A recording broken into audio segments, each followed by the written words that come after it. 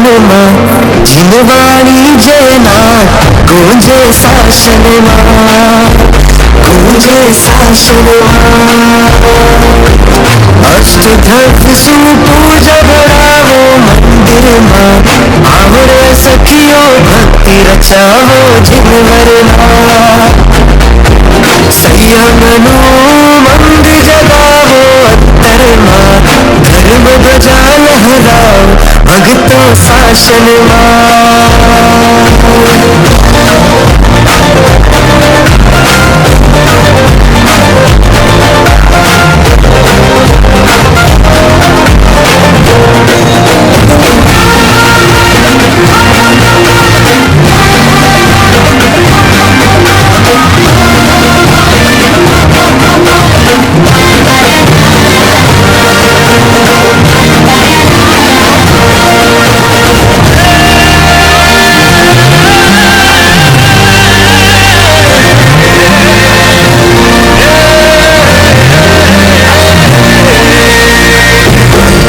जीव दया से प्रीति जगाओ पापों से मोह हटाओ तपस्या ज्योति से साधना मोती से आत्म का मैल मिटाओ गुरु चरणों में नम जाओ जिनवर की महिमा गाओ लाख 84 को क्षमा के मुक्तिपुरी में जाओ।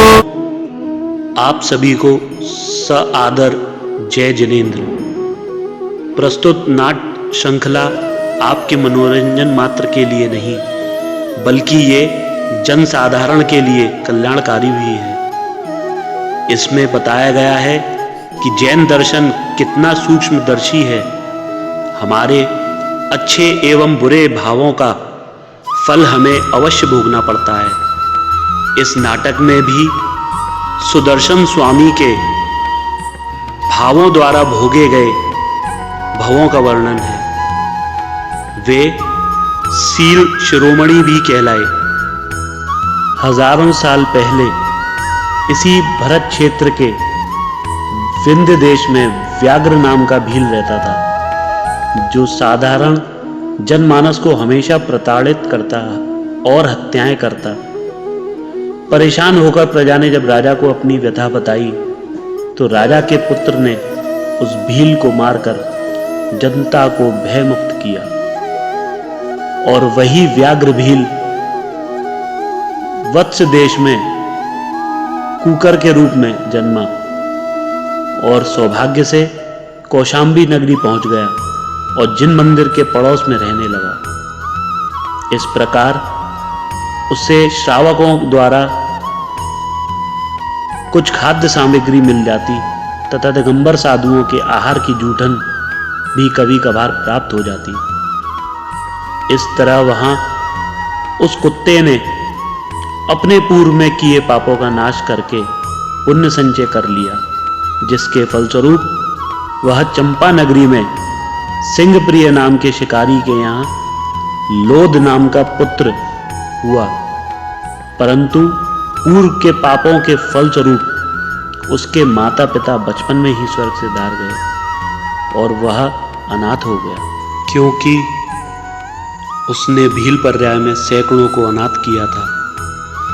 और अंत में लोध भूख प्यास की असहाय वेदना सहता हुआ मृत्यु को प्राप्त हुआ और उसी चंपा नगरी में एक ग्वाले के यहाँ पैदा हुआ। पिता ने उसका नाम सुभग रखा। सुभग के पिता सेठ ऋषभदत्त की गाय चराते थे, तो सुभग भी उसी सेठ के यहाँ गाय चराने लगा और बड़ी लगन और ईमानदारी के साथ ऋषभदत्त का दिल भी जीत लिया। तो सेठ भी उससे पुत्रवत स्नेह देने लगे और यदा कदा उसे जैन दर्शन की शिक्षा भी देने लगे। इससे बालक सौभग के मन में जैन धर्म के प्रति अगाध श्रद्धा हो गई। वह समय पाकर जिनेंद्र दर्शन तथा दिगंबर साधुओं की सेवा भी करता। फिर एक दिन वह गाय चराने जंगल में जाता है और वहां जो दृश्य देखता है तथा उसके मन में जो भाव उत्पन्न होते हैं, आप अपनी आंखों से देख लीजिए।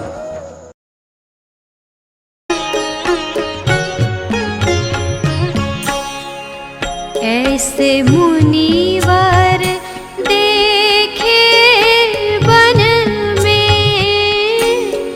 जाके राग द्वेष नहीं तन में।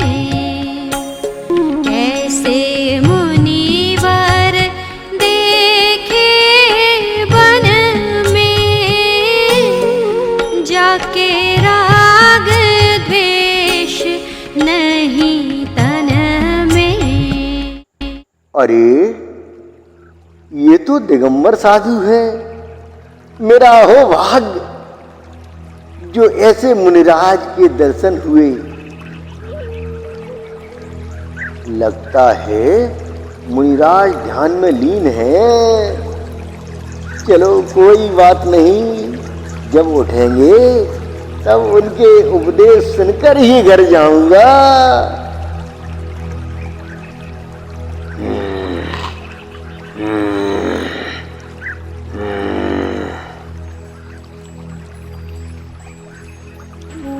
अरे अब तो सूरज भी अस्त होने जा रहा है। चिड़ियां भी अपने अपने घोंसलों में जा रही हैं। गायें भी घर चली गईं। हाय, अब क्या करूं? यदि मुनिराज को अकेले जंगल में छोड़ता हूं तो रात्रि में कोई भी जंगली जानवर हमला कर सकता है, तथा इस भीषण सर्दी में मुनिराज का क्या हाल होगा। हे प्रभु, मुझे कुछ उपाय सुझाओ। मेरा तो दिमाग काम नहीं कर रहा। अरे सुभग, तेरे बड़े ही पुण्य का उदय है जो ऐसे चारण रिद्धिधारी मुनि, जिनके चरणों की धूल मात्र को पाने के लिए देवता भी तरसते हैं, तू तो साक्षात उनके चरणों को छू रहा है। अब तो मैं अपने गुरुदेव की सेवा में ही रात बिताऊंगा और गुरुदेव को सर्दी से बचाऊंगा, चाहे मेरे प्राण ही क्यों न चले जाएं। अभी लकड़ी का इंतजाम करता हूं, आग जलाता हूं। ग्वाला घास फूस इकट्ठा करके अग्नि जलाता है तथा अपने पास पड़े कपड़े से मुनिराज के शरीर पर पड़ी ओस की बूंदों को पोंछता है और अग्नि गर्म करके उस कपड़े से महाराज को ताप देने लगता है। धीरे धीरे सुबह होने लगती है और मुनिराज का ध्यान टूटता है और वे सुगम से पूछते हैं, अरे भाई, तुम कौन हो और ये क्या कर रहे हो? गुरुदेव, मैं पास के गांव का रहने वाला ग्वाला हूँ सुभग, और सेठ वृषभदत्त की गाय चराता हूँ।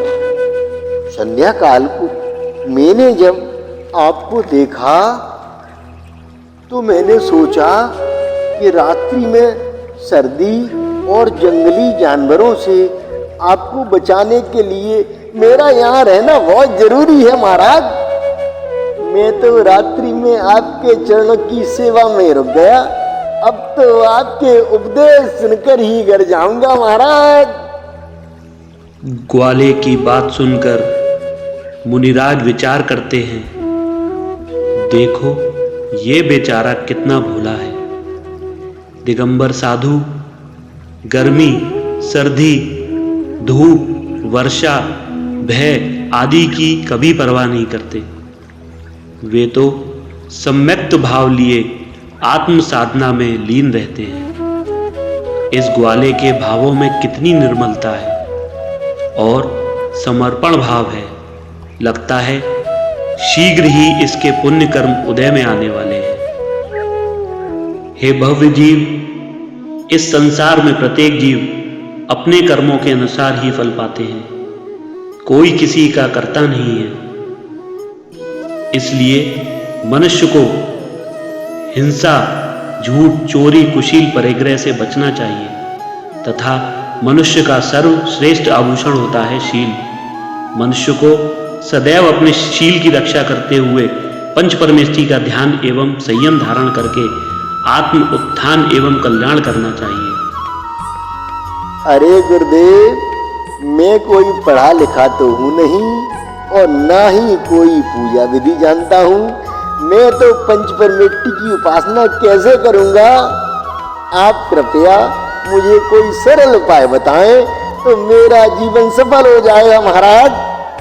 सुगम, तू नित्य ही प्रत्येक कार्य करने से पहले तथा सुबह दोपहर शाम महामंत्र णवकार का जाप करना।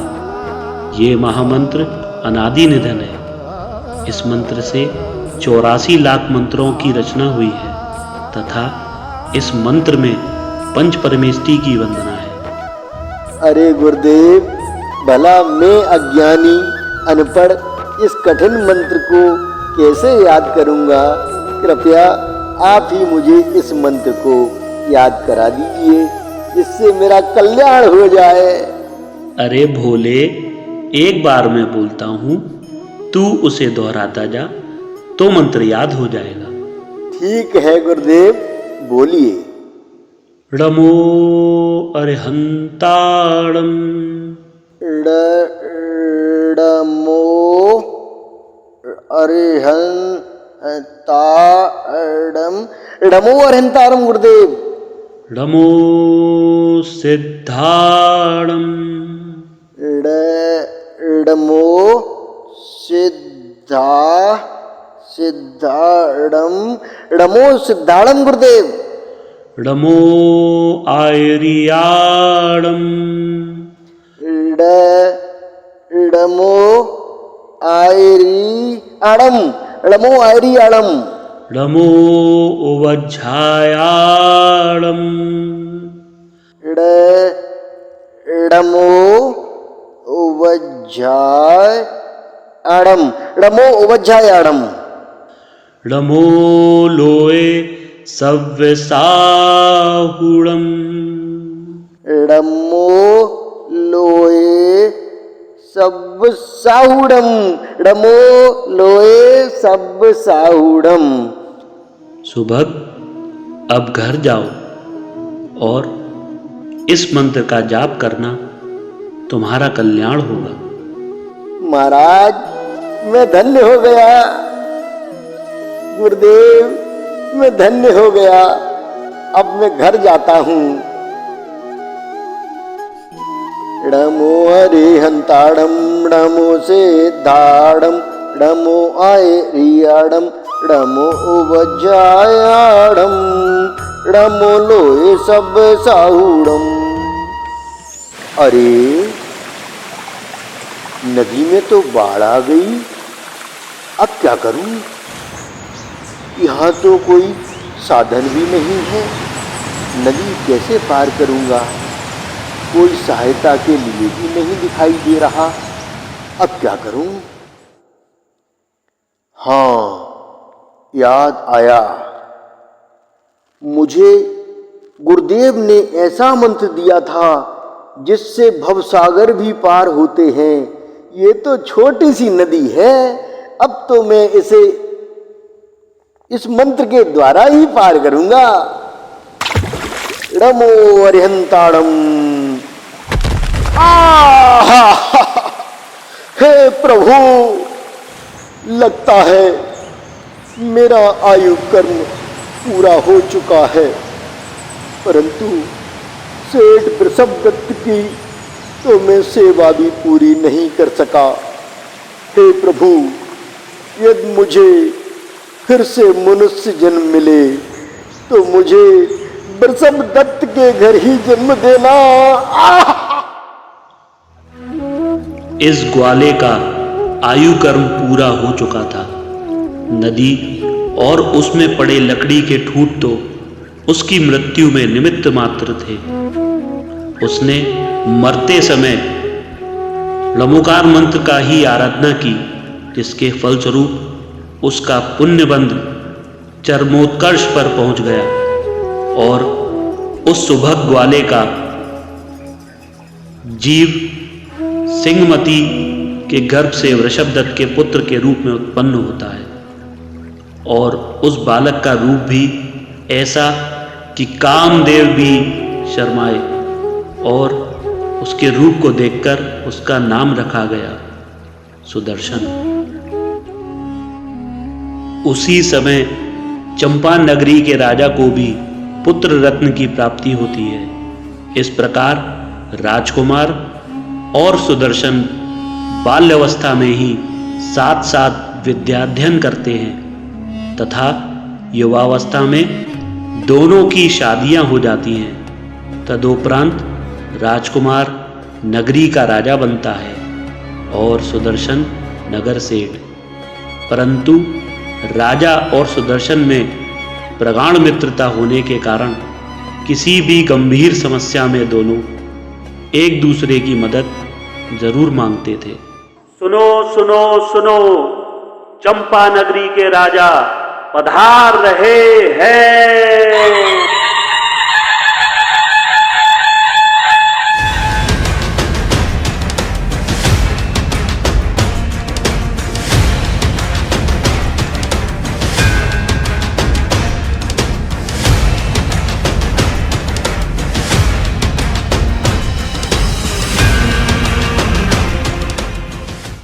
अरे बहुत दिनों से सुदर्शन नहीं मिला, आज उसकी बड़ी याद आ रही है।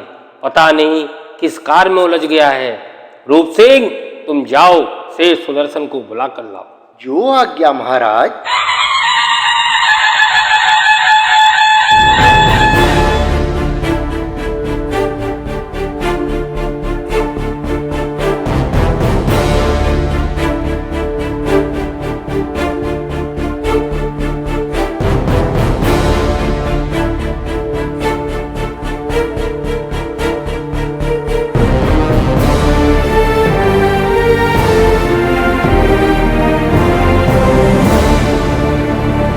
प्रणाम महाराज।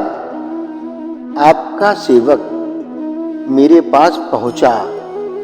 मैं तो इससे पहले ही आपके पास आने को तैयार बैठा था। मुझे भी कई दिनों से आपकी याद आ रही थी। अरे सुदर्शन, तुम मुझे महाराज मत कहो, तुम तो मेरे भाई हो। ये तो आपकी महानता और एक सच्चे मित्र की पहचान है। जो एक राजा होकर भी साधारण आदमी को भाई का दर्जा दे रहे हैं आप। अरे छोड़ो भी इन बातों को। आज समय मिला था तो अपनी पत्नी को ले आते, वो भी महारानी से मिल लेती। सोचा तो था कि मनोरमा को भी साथ ले चलूं, परंतु विचार आया कि कहीं आप राजकाज में व्यस्त ना हो। अच्छा महाराज, अब मुझे जाने की आज्ञा दें। वैसे तो आज आपसे मिलकर इतने आनंद की अनुभूति हुई है कि जाने का मन ही नहीं करता, परंतु क्या करूं, व्यापार आदि समस्याओं की वजह से व्यस्तता है। अच्छा जाओ, समय निकाल कर मिल लिया करो। ठीक है महाराज, अवश्य आऊंगा। सुदर्शन का जाना तथा एक ब्राह्मण का दरबार में प्रवेश करना।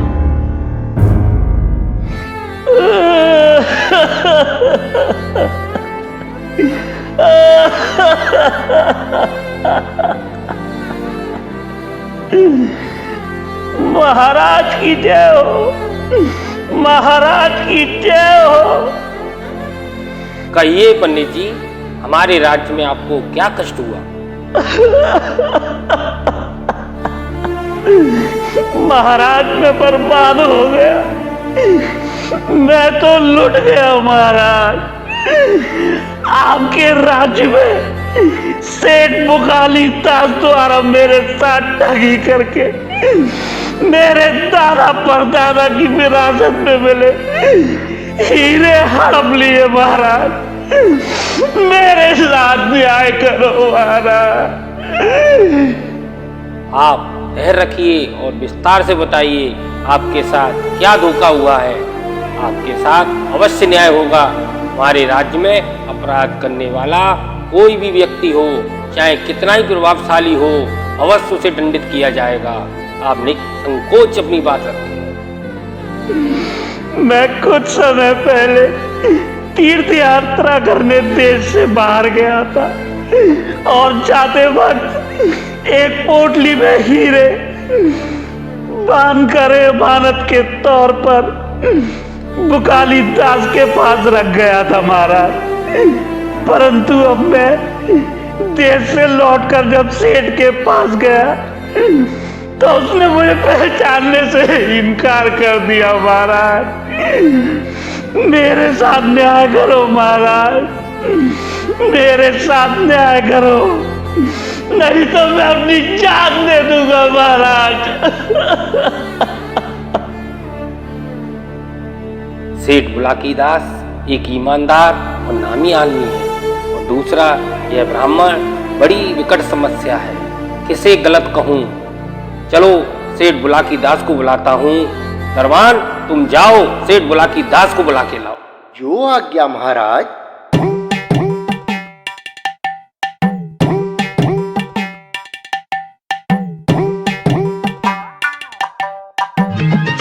गोलमाल है भाई, सब गोलमाल है।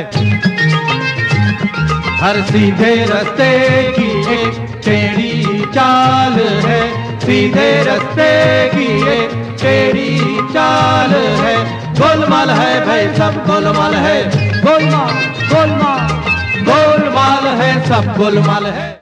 महाराज की जय हो, महाराज की जय हो। अहो भाग्य हमारे जो भगवान के दर्शन मिले। आप तो साक्षात्कार अन्य देवता हैं। धन्य हो गया प्रभु, धन्य हो गया। महाराज मुझ नाम चिन्ह को किस बात के लिए याद किया? ये सेवक हाजिर है प्रभु। आप तो बस कार बतलाएं, जिस सेवक उल्टा सिर केवल खड़े होकर सारे काम को करेगा प्रभु। महाराज की जय हो।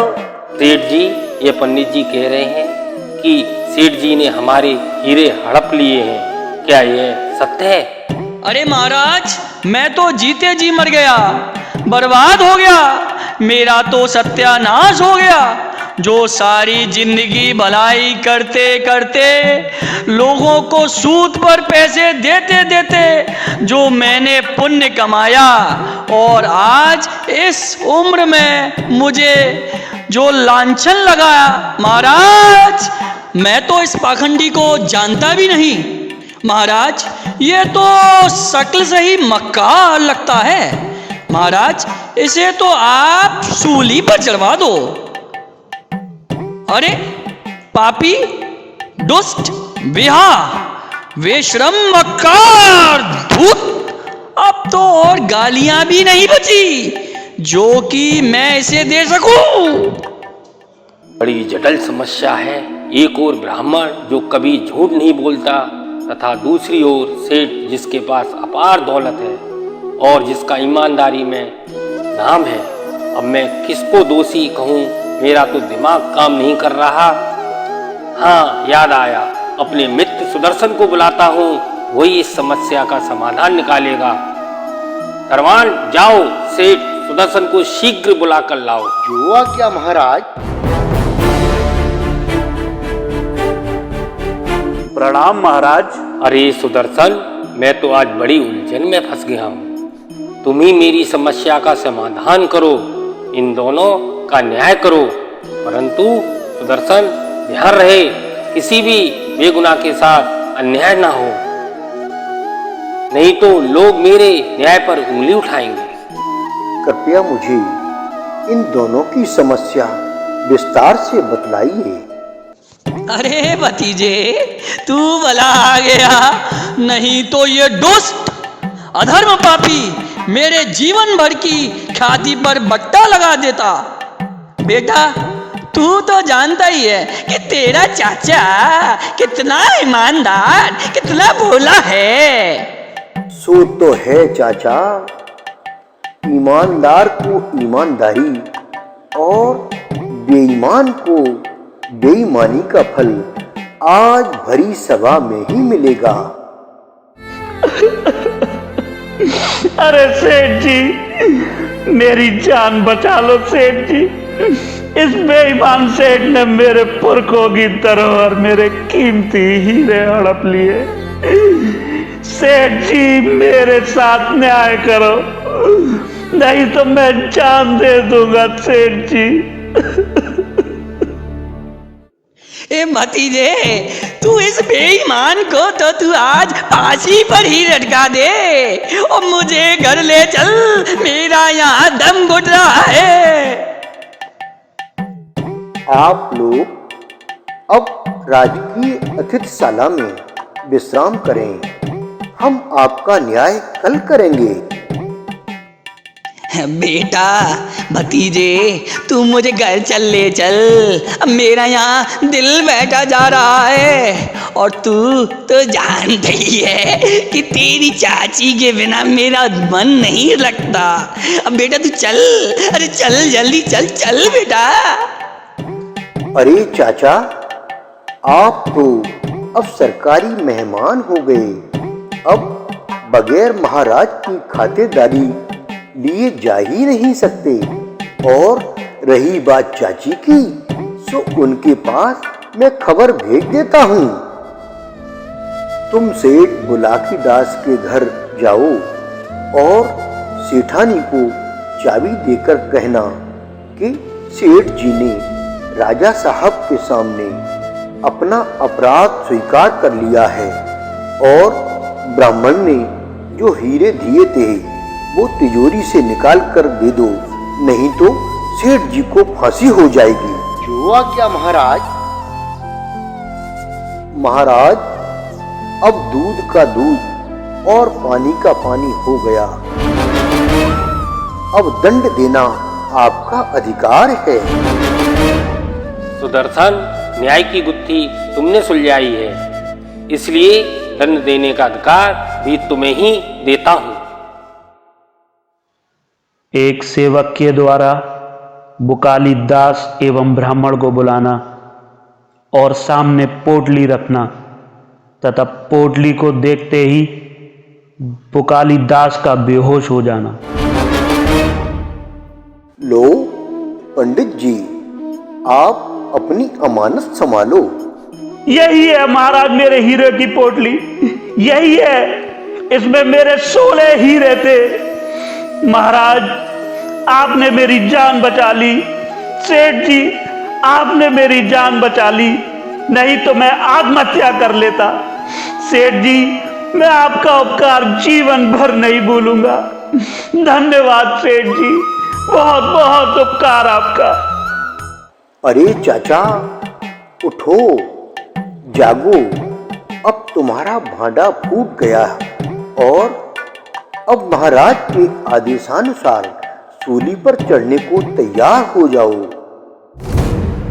बेटा सुदर्शन, अब मैं इस संसार में जीना नहीं चाहता, मुझे अब शीघ्र फांसी पर चढ़ा दे, नहीं तो ये लोग मेरी जो तारीफ करते थे मुझ पर थूकेंगे।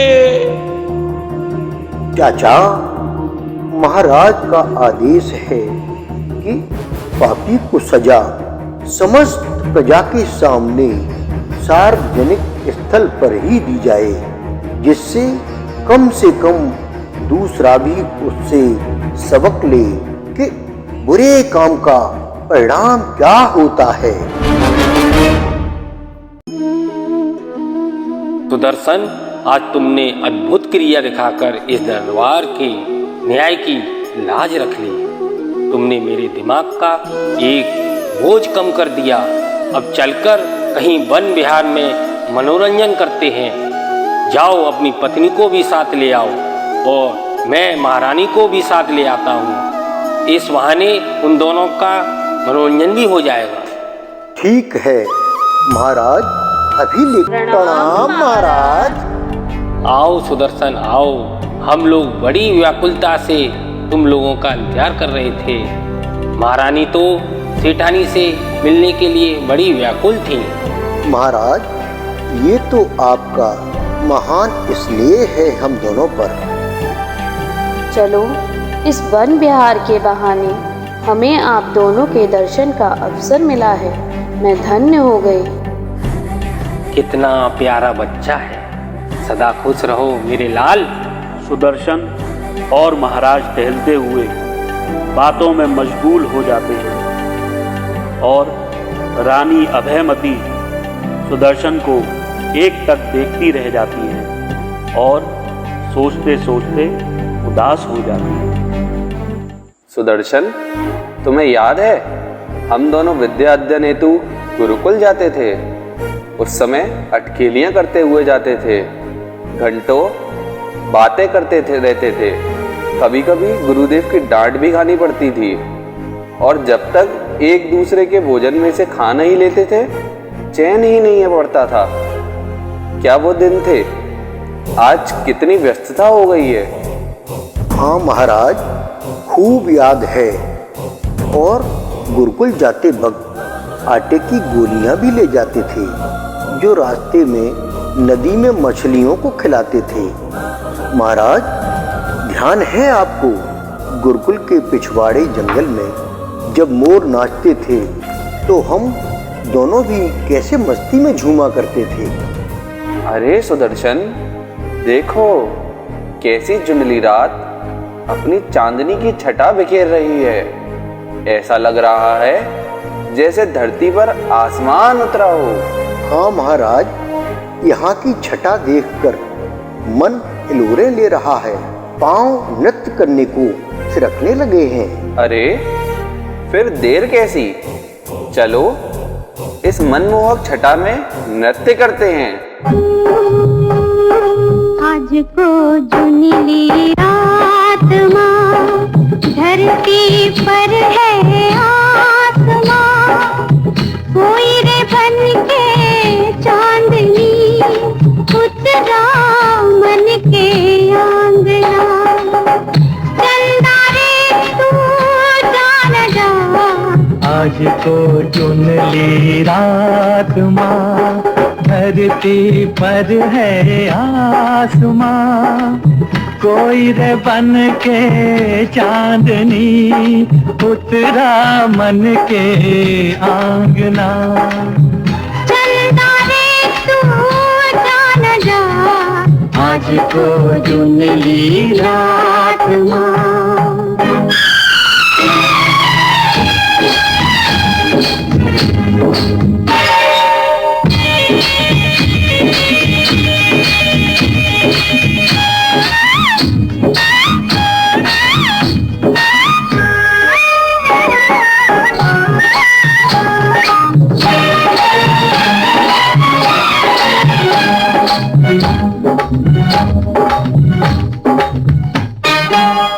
छू के मन को एक अनजाना,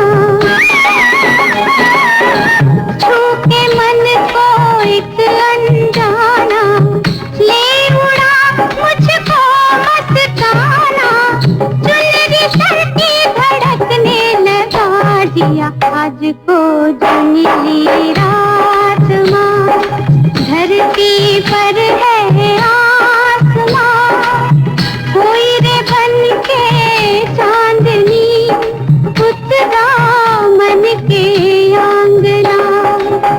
चंदा रे तू जान जा, आज को जुनली रात माँ। अरे ये क्या हो गया? महारानी जी, महारानी जी। मेरी तबीयत ठीक नहीं है। चलो राजमहल चलते हैं। बड़ी बेचैनी हो रही है। जल्दी चलो।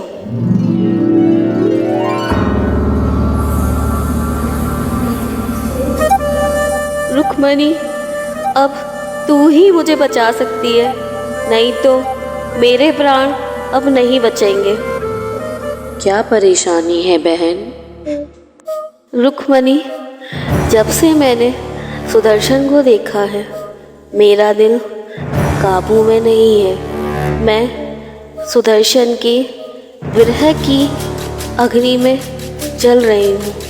मैंने मन को बहुत समझाने की कोशिश की, परंतु मर्ज बढ़ता जा रहा है और अब तो मैंने प्रण लिया है, जब तक मैं सुदर्शन को नहीं पालूंगी, मैं अन्न का दाना क्या जल तक नहीं पीऊंगी। बहन, ऐसा बुरा विचार मन से निकाल दो। ये रास्ता तुम्हें पतन की ओर ले जाएगा और सुदर्शन भी कोई ऐसा गुण नहीं जिस पे मक्खी बैठ जाए। रुक्मणी, अब तू बकबक करना बंद कर, उपदेश मत दे और सुदर्शन को यहाँ लाने की युक्ति निकाल, नहीं तो सूली पे चढ़ने को तैयार हो जा। मैंने जो मन में ठानी है उसे पूरा करके ही रहूँगी। ठीक है, अब आपने मन में ठान ही लिया है तो सहेली के नाते उसे पूरा करना मेरा कर्तव्य है।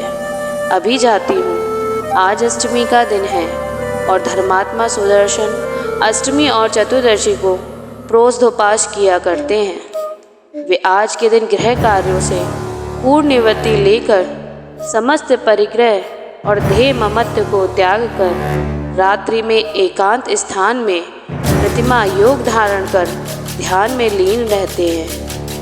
मैं अभी सेवकों को लेकर जा रही हूँ, उनको इसी अवस्था में उठा लाती हूँ, फिर आपका काम आप ही जाने।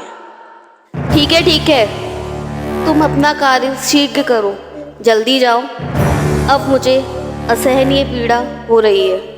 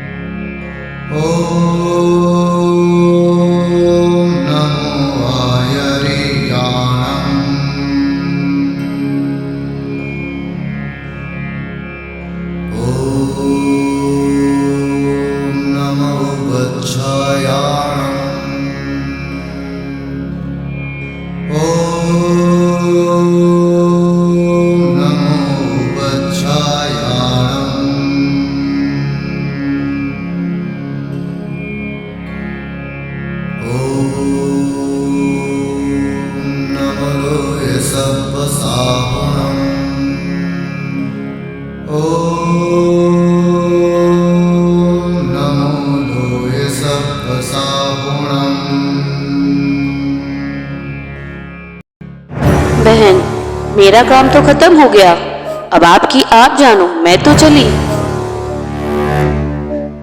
अब तो तोता पिंजड़े में है, अब तो मेरी मर्जी से ही उड़ सकेगा, नहीं तो गर्दन मरोड़ दूंगी। आहा, इतना सुंदर दिव्य पुरुष है, मानो सृष्टि के रचयिता ने स्वयं अपने हाथों से इसे रचा हो। हे मेरे प्यारे सुदर्शन, मैं सत्य कहती हूँ कि तुम्हारे सौंदर्य के जादू ने मेरा तन मन सब हरण कर लिया है। मेरा संपूर्ण जीवन आपके चरणों में न्योछावर है। जब चली ठंडी हवा, जब उठी काली घटा, मुझको जाने वफा तुम याद आए। जब चली ठंडी हवा, जब उठी काली घटा, मुझको जाने वफा तुम याद आए।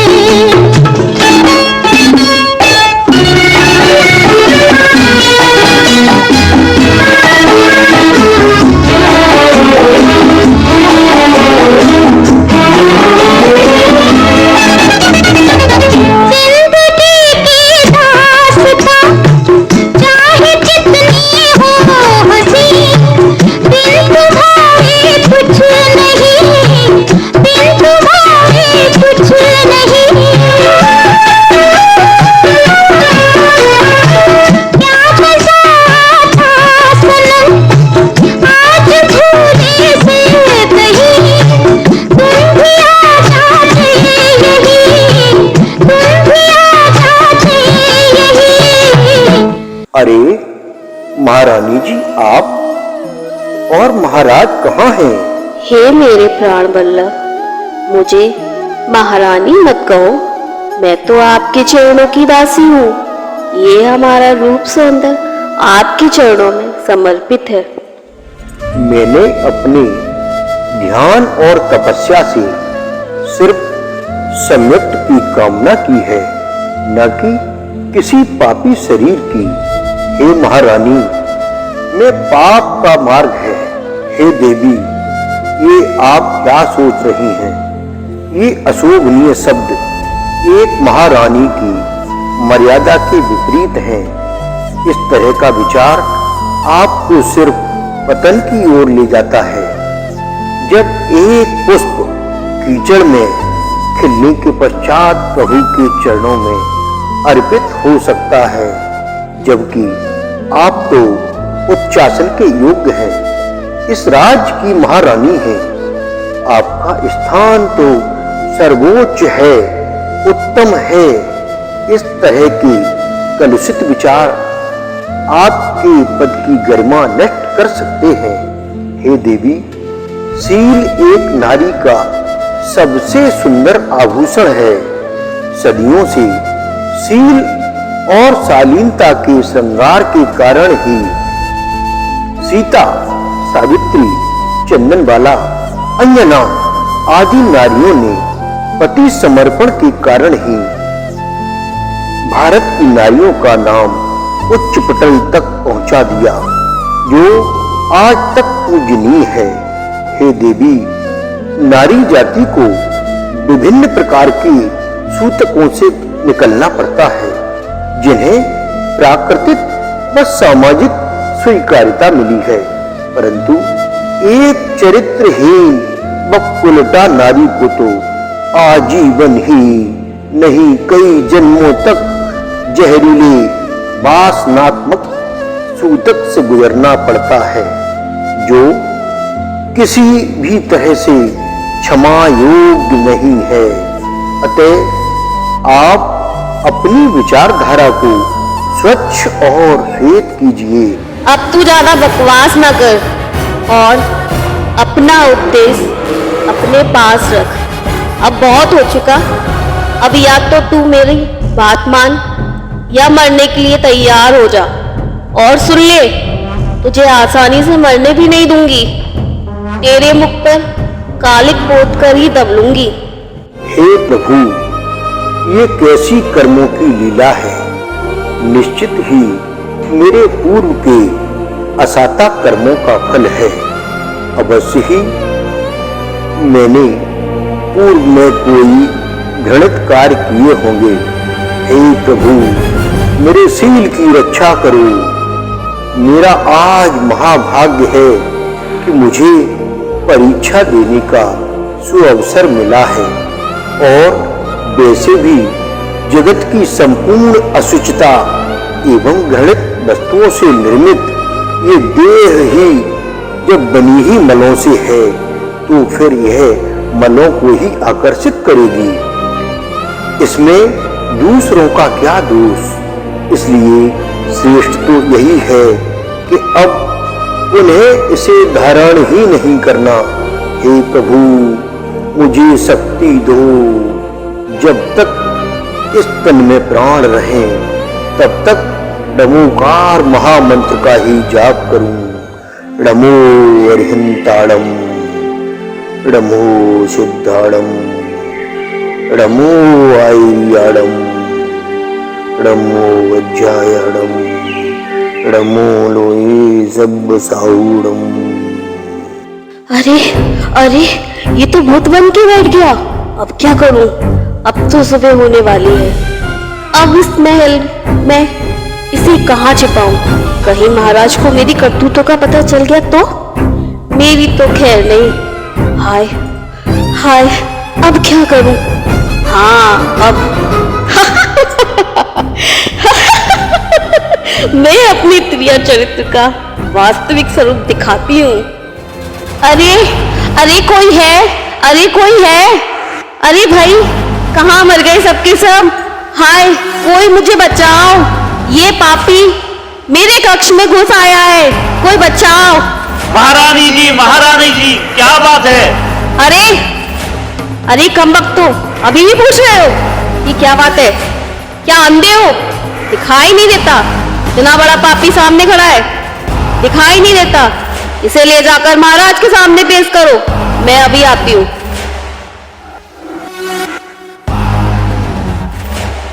महाराज गजब हो गया, ये पापी आज मेरे कक्ष में घुस आया। ये तो बिल्कुल भूखे भेड़िए की तरह मेरे ऊपर टूट पड़ा। देखो महाराज क्या दशा कर दी। महाराज जब मैंने वन विहार में इसे देखा था तभी मुझे शंका हो रही थी, इसकी दृष्टि तो शुरू से ही खराब थी।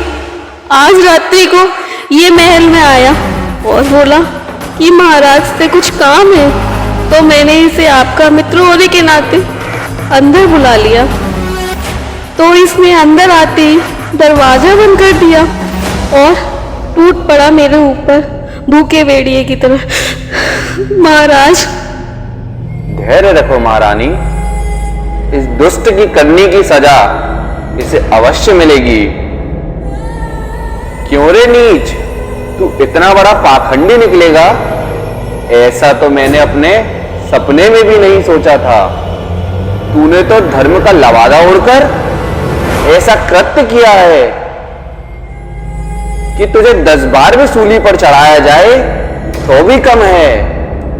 तूने एक तो अबला नारी और वो भी मित्र की पत्नी पर गंदी दृष्टि डाली है, इसका फल तुझे अवश्य मिलेगा। महाराज इस मक्कार को अभी इस वक्त फांसी पर चढ़ा दो महाराज, तभी मेरे मन को शांति मिलेगी। महाराज मैंने स्वप्न में भी पर उसका ख्याल नहीं किया, परंतु इस दुष्ट ने तो मेरे शरीर की क्या दशा कर दी। महाराज मेरा रोम रोम जल रहा है, इस पापी की सूरत देखकर मेरे शरीर से ज्वाला निकल रही है। इस पाखंडी को मेरी नजरों से दूर कर दो। स्वामी।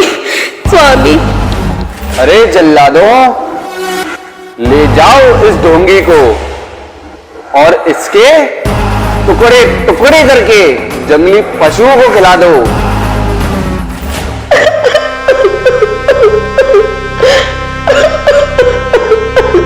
ये क्या हुआ स्वामी, क्या हुआ? ये कैसी विपदा आन पड़ी आपके साथ? ये कैसा अन्याय है? इतने बड़े सम्राट ने बगैर बुद्धि विवेक के ऐसा कृत्य, वो भी एक उल्टा नारी की बातों में आकर जघन्य अपराध किया है। ईश्वर उसे कभी क्षमा नहीं करेगा। हे प्रभु मेरे सुहाग की रक्षा करो।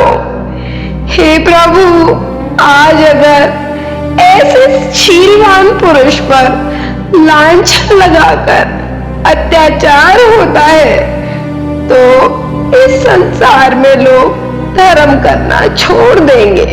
हे प्रभु मेरे सुहाग की रक्षा करो। हे स्वामी आप तो संसार से जा रहे हो, अब मैं किसके सहारे जीऊंगी? मेरा बच्चा अनाथ हो रहा है।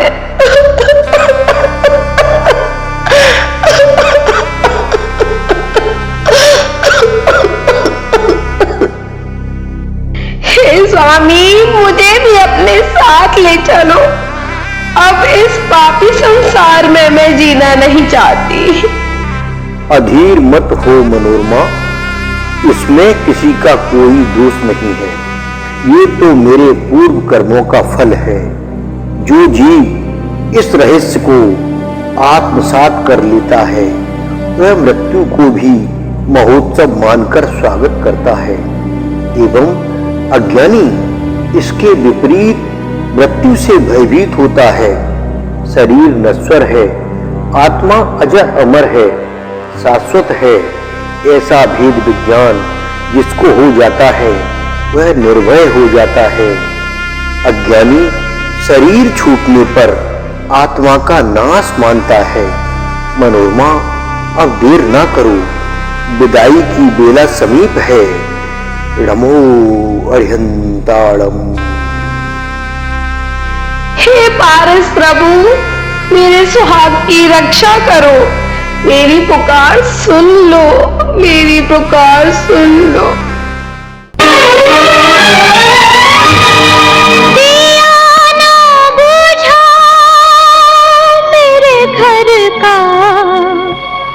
मेरी तकदीर के मालिक, सुन ले पुकार आई आज तेरे द्वार लेके, आंसुओं की धार मेरे सांवरे। सुन ले पुकार आई आज तेरे द्वार लेके, आंसुओं की धार मेरे सांवरे। मैं तो एक भीख मांगू तो से फैला के हाथ रे। सुन ले पुकार आई आज तेरे द्वार लेके, आंसुओं की धार मेरे सांवरे।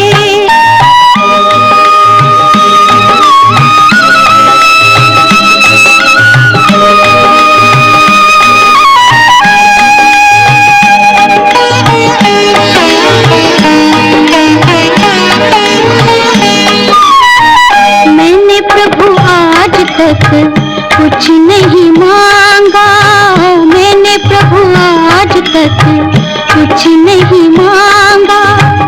आज तो दान दे दे अपनी दया का, बदले में चाहे मेरी जान भी ले ले। बचा ले सहारा दाता इस दुखिया का, इस दुखिया का। सुन ले पुकार आई आज तेरे द्वार लेके, आंसुओं की धार मेरे सांवरे।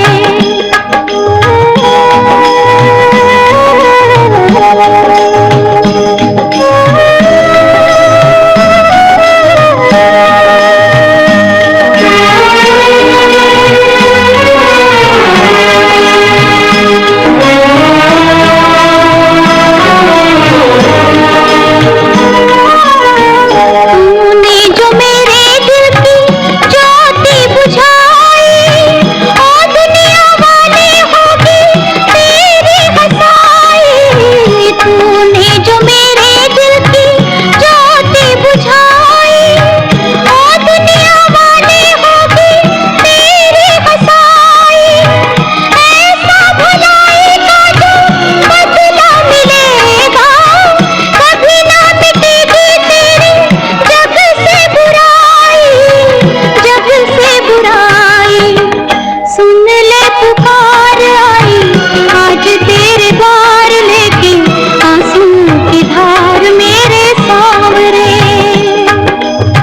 सुन ले पुकार।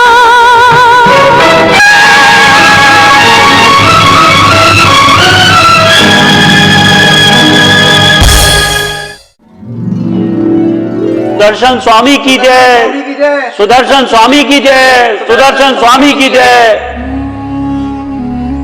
तलवारें कीलित होने लगती हैं और जल्लादों का असहाय होना, देवों द्वारा पुष्प वृष्टि होना, सेवक का भागकर महाराज को सूचित करना, और ये सब देखकर राजा कहता है, हैं?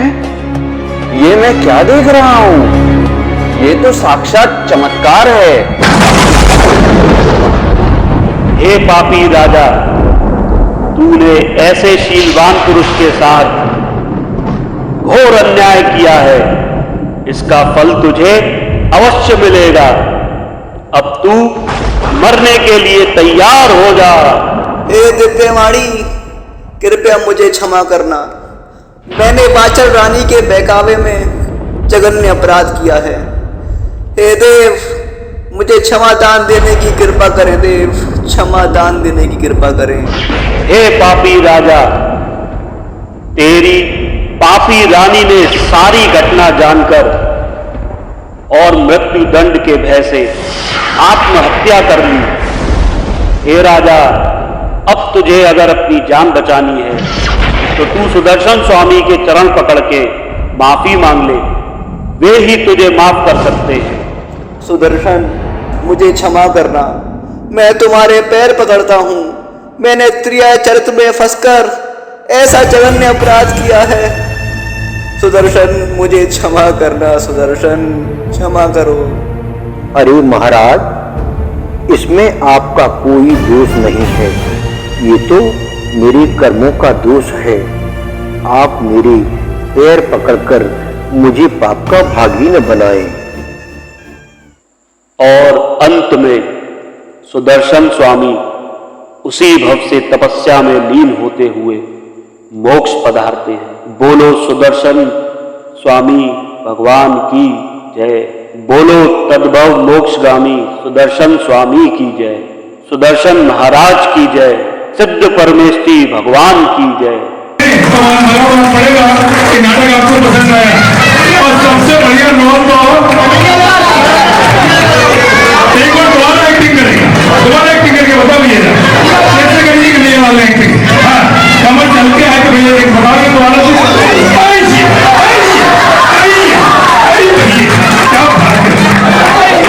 इस नाटक के निर्देशक थे हमारे अनिल जैन अहिंसा। ये नाटक मेरे प्रेम था और इसमें सम्मान हमारे नरेंद्र निगोत्या जी, उनका पूरा सहयोग रहा। और निर्देशन में पीके जैन साहब विद्युत सुरक्षा हमारे साथ हमेशा रहे। मुकेश कपरिया, हम लोग भी बराबर वार्ता चलती रही, दिशा निर्देश चलते रहे और सारे काम चलते रहे, और आगे भी ऐसे कार्यक्रम होते रहेंगे।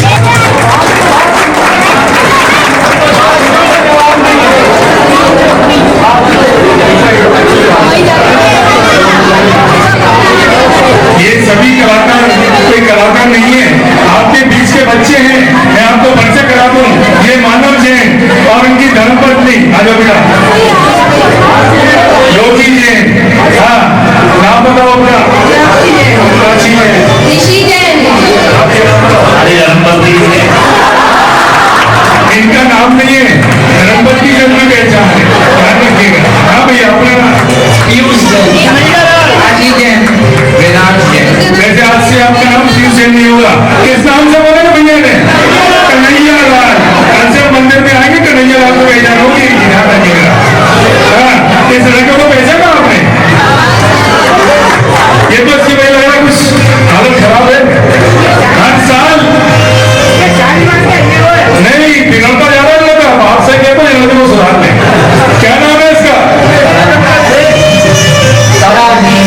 इस पूरे नाटक को जब खत्म हो गया, 5 दिन निकल गए, इस लड़के को प्रबला छूटी और अंदर घर में बैठ के मोबाइल पे रिकॉर्डिंग करी है इसकी, और मोबाइल पे रिकॉर्डिंग करके स्टूडियो में ले जाके बैकग्राउंड म्यूजिक डलवा के कितना ज्यादा इसमें नाटक का कीड़ा आ गया है। हाँ, इन लोगों ने सहयोग किया, बाकी सबका सहयोग था। और ये हमारे सुंदर भैया, आ जाओ, गुंजन भाई, ये सुंदर के रोल में आप सभी के सामने थे, इनसे परिचित है। और ये पूरे युवा मंडल के सांस्कृतिक मंत्री सल्लू, बाप के गुण को आने ही बेटे में थोड़े बहुत तो है। हाँ, बच्चों का तो भी बहुत शानदार रहा। निशांत अध्यक्ष और गुंजन की आवाज की चीज आप सभी ने सुनी। फिर कहूँगा जोरदार तालियों में थोड़ा इनका सभी का स्वागत करेंगे। और बहुत बहुत अभिनंदन, तालीमा व्यवस्था समिति आप सभी से अनुरोध करती है, अगले वर्ष भी लाइए और अच्छे कार्यक्रम बना के लाइए और बढ़िया कार्यक्रम बना के लाइए। धन्यवाद। हाँ, इस कार्यक्रम के प्रायोजक सेवन जैन रपड़िया परिवार से प्रजाएं और उनके पुरस्कार वितरित करेंगे। सेवन जैन रपड़िया आनंद तो नीचे हुआ था कार्यक्रम का।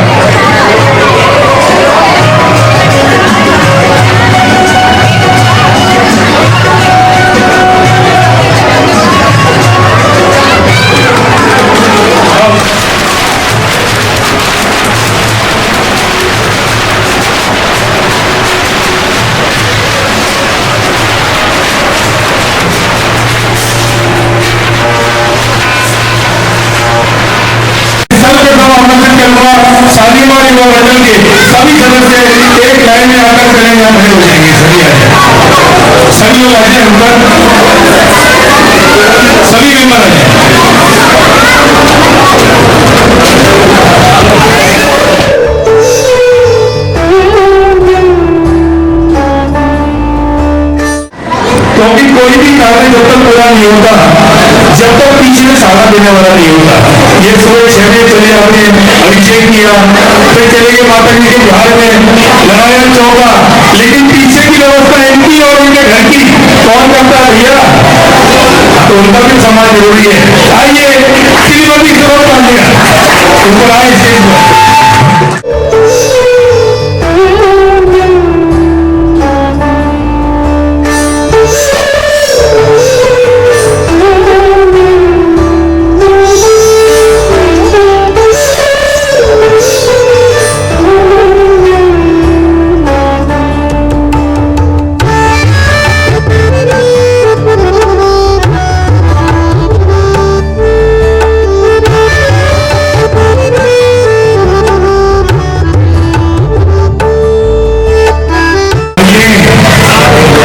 एक विशेष बात मैं बता दूं, जो पगड़ी बनाने हैं 2020 से इनको भी श्रेष्ठ जी सेवक का सम्मान मिल चुका है और वो अपना सम्मान आगे गति देते हुए आगे वाली पीढ़ी को दे रहे हैं।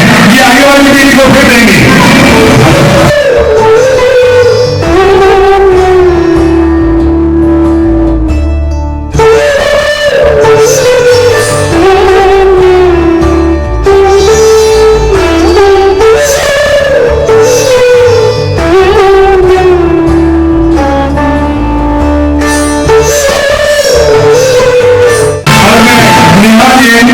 आमंत्रित करूंगा और एक महीने की मेरी जो है समाप्त जल्दी आइएगा।